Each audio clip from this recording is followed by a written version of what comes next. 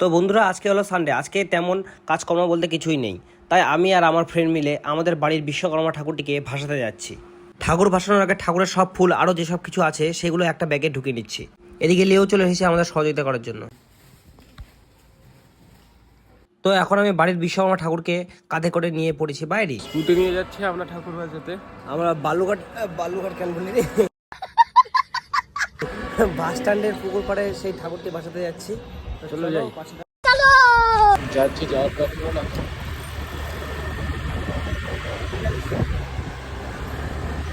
জয় বাবা বিশ্বকর্মা।